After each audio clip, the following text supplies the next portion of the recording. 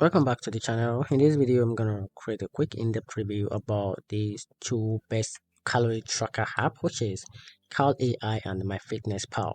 So let's dive into it. The Cal AI and MyFitnessPal both aim to help you track calories, but they do it in a different way.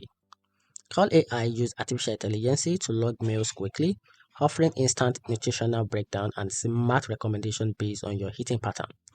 It's lightweight, easy to use, and ideal for people who want fast automated tracking without too many manual setup.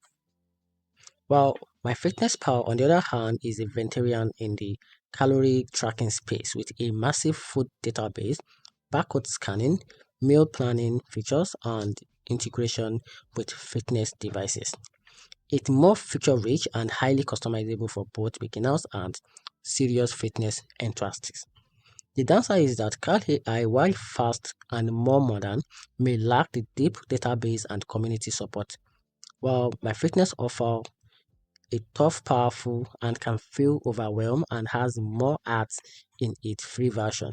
In short, choose Cal AI for simplicity and speed, and go for MyFitness if you want advanced tools and a full database.